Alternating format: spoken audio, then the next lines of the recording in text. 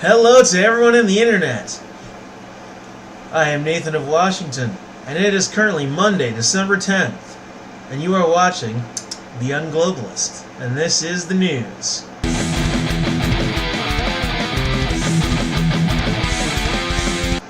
Theresa May's impossible decision. Yes, she is faced with an impossible decision. Either Monday Brexit deal, take Brexit to a vote in Parliament, risking a humiliating defeat creating political chaos, or postpone and head to an EU summit to gain concessions, even though there are none to give.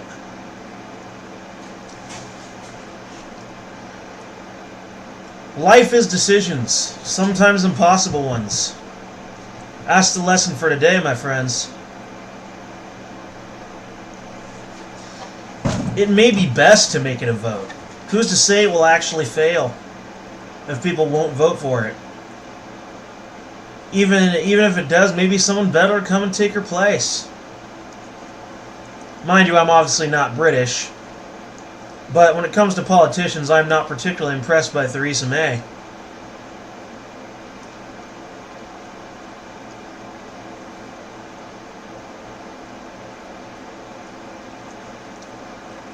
Surely you English folks can do better than Theresa May. How many times have you proposed Brexit and then immediately back out?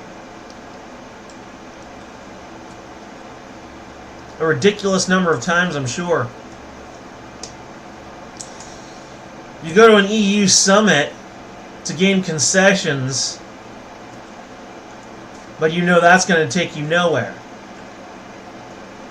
Put it to a vote in Parliament, at least some progress will be made.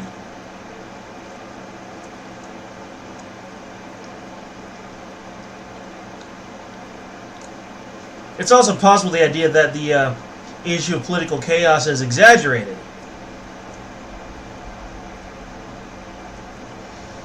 You guys act like losing one vote is so humiliating. I mean, I live in America. Politicians lose votes all the time.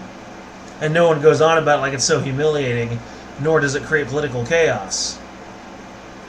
Mind you, I realize this is something bigger than just who gets to run a country. This is, whether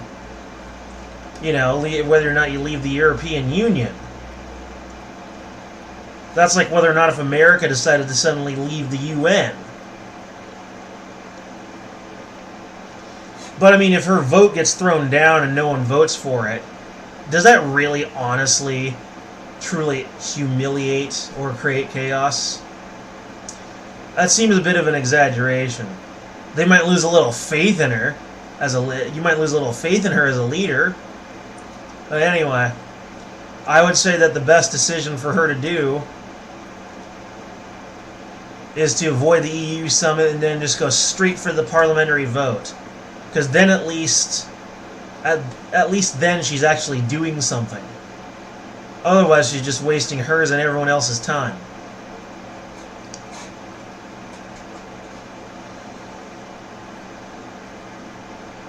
China threatens action over the arrest of the huawei CFO. Now, for those of you who don't know, the way corporations work in communist countries is basically they're permanently attached to the government. The government pays them to develop products, which they then distribute. Oh yes, in communism you do make money. It's just a fixed amount, a fixed wage, a fixed payout. Basically, it's share and share alike by force. Gee, no wonder communism doesn't work.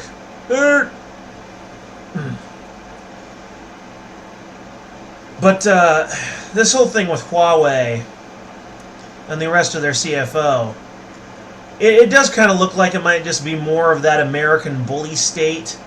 Mind you, except that, Canada is the one detaining her and not necessarily at our request. Since there's no official request on record. At least none that anyone's heard of. However, the issue of them selling their telecommunications technology to Iran, which by the by had U.S. components in the devices, hence why U.S. sanctions ultimately apply. Whoops! But this may be more sinister than I had originally thought, due to a number of security breaches in the U.S. and other countries related to Huawei. Apparently, when they sell their products to other countries to bring back revenue into the Chinese economy, apparently many of their devices can be used to gather information. Essentially the usual data mining type garbage, just like Facebook and other such services. Huawei does something similar, but it's in the hardware, so it's a lot harder to avoid. Mind you, this is not confirmed, but what can be said is that it is linkable to something related to Huawei. Either way, their products have U.S. components, which means the sanctions apply. It's possible Huawei itself may function as an information gathering organization for the Chinese government. Because, like I mentioned just a minute ago, because they sell modems, telephones, cell phones, virus filters, and other such devices related to the internet. So it's possible. I mean, look at the way China has responded to this whole situation, threatening action.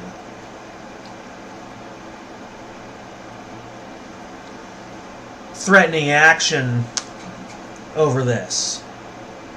Gee, Huawei must be real important for them to act that way. I can understand if they help generate revenue by selling their products overseas. That'd be one thing, but surely they have other companies that can do the same. The fact that they're acting so peeved about it strikes me as very suspicious. There's a good possibility that Huawei could indeed function as an information gathering group. And we do know for a fact that their CFO was actively looking to curtail the U.S. sanctions on Iran.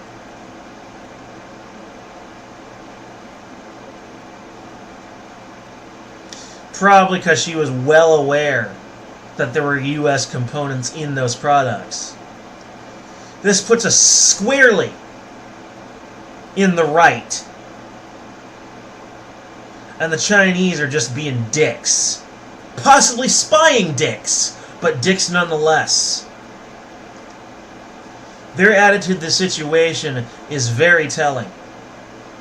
That maybe they have a significant investment in Huawei's future, beyond simple revenue.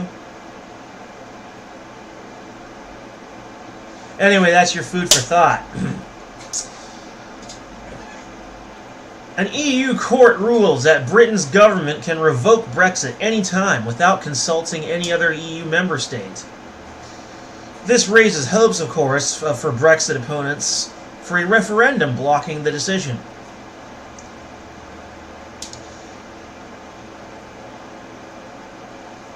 So in other words, Brexit is completely reversible. They somehow think that the EU has been so good to them that they can't afford to leave. I say that the EU is a lumbering beast, much like the United Nations. A lumbering beast that has lived for too long and has begun to develop a sickness. Giant, trans-governmental, multinational mechas, in my opinion, I think they're just a bad idea. The simpler the system, the easier it is to maintain. If you make it too complicated, there's just more things that can go wrong with it. But anyway. In American news, if Trump did in fact pay hush money to women he had illicit sex with, it could be impeachable if it is to be found to be campaign finance violations. Which the rules on that are kind of screwy, if you ask me. It only counts if he paid hush money directly. If someone paid hush money in his name, then it wouldn't matter. Personally, I don't see that being likely. For one, now I'm not saying that Donald Trump is some sort of alien that doesn't go around not having sex. Sure, he's probably had illicit sex a few times. But at the same time, he's also a celebrity. And you always gotta wonder if these celebrity rape cases are legitimate. Because the claimant stands to make a lot of money, and, of course, get that one thing so many pop culture zombies love to get a hold of. Their 15 minutes of fame. I mean, the kid that tried to shoot Reagan back in the 80s, he did it so he could appeal to Dolly Parton because he was in love with Dolly Parton. That was a real thing. He admitted it. The guy who bum rushed the stage and shot Dimebag Darrell at an Anthrax concert right in front of Scott Ian did it so he could get popular. His 15 minutes of fame. Some people are crazy. Some would shoot you dead for their 15 minutes of fame. Some would claim you raped them. That's why I encourage the enforcement, the absolute enforcement of due process. Let's hear the claims, but take them with a grain of salt. Innocent until proven guilty.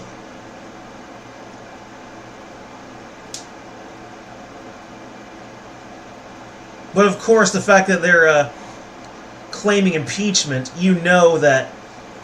Look, the Democrats have been trying to get Trump impeached or fired or forced to resign. They've tried everything. They're getting frustrated. They're getting flustered. They want him out of office no matter what because they lost the election. They want one of their guys in office. This just shows how desperate they are to get him removed. Right? Every attempt they've made have failed, and now they're gritting their teeth and they're going, Trump, you know? Metaphorically, of course. It's not going to work. They're going to find out that the Stormy Daniels case was false. I mean, I already told you folks about her lawyer who made a defamation case against Trump without her permission, which, by the way, attorneys are not legally able to do. Michael Avenatti is easily one of the dirtiest attorneys that I have ever seen. Or for anyone that's ever seen, for that matter. He even got away with a lot of Stormy Daniels' money. Didn't even tell her where the financials were going. A little bit of repeat news for you there. And another thing with Trump right now is they're saying that pardoning Paul Manafort would be a poor decision because it would kind of make him look guilty in a case that admittedly kind of makes you wonder. With his Trump Tower deals in Russia, as well as selling what are essentially a condominium to Putin, as well as a number of possibly Russian oligarchs. And they were pretty pricey too. I mean, when you're a land baron, that does make it look a little funny, like maybe it was favor for favor. Like, I give you these fancy housing units and this nice Trump Tower hotel, and you help me win the American election. Deal? You know? It's a possibility. If the case is false, it's the best constructed false case that you'll probably see in a long time.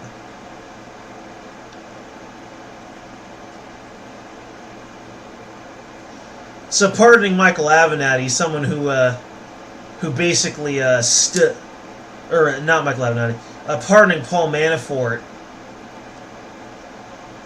would make him look pretty guilty. Because Paul Manafort went and told on him about his activities. And pardoning him would look would look a little iffy. And China is threatening Canada with action if they do not release the Huawei CFO. But Canada is not backing down. Even their Prime Minister, Justin spineless invertebrate Trudeau, liberal maniac, admittedly, if he has any one admirable quality, it's that he's stubborn to a fault. He said himself that he will not give in to Chinese pressure. The Canadian government will not back down. Which is great, because you know what? America's a bully state. We know who is an even bigger bully state? China. Mostly in the form of sending threatening messages, sending patrols in areas where they do have credence to be, but then act like jerks. So more of in like the schoolyard bully sense, rather than the invade and install puppet government. Looking at you, George W. Bush. So yeah, good for Canada that they're not backing down, because truth is, like I said earlier, there's U.S. components in the Huawei products, which puts us squarely in the right, because there's U.S. tracking chips in those products. Therefore, they fall under the purview of the sanctions on Iran. So Canada's got our back, and for once I think we're in the right. One of the few times where I think we truly are.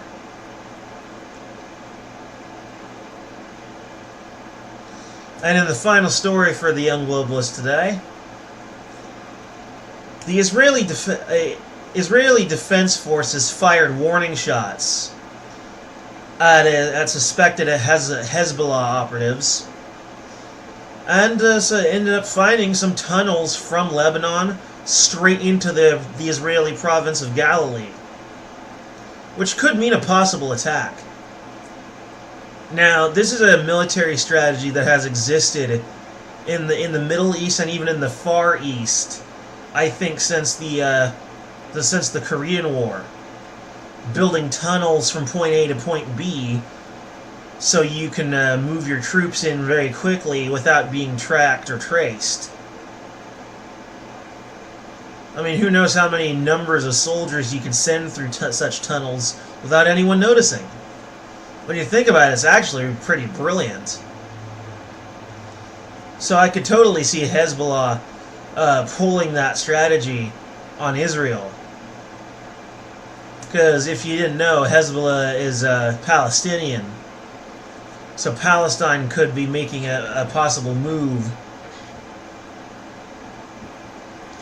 from Lebanon straight into Galilee.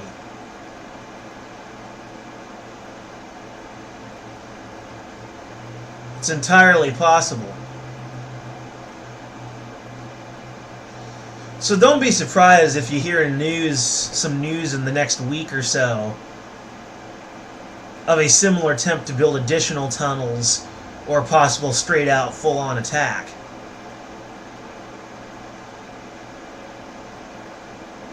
Anyway, that's it for the Young Globalist today, folks. Tschüss.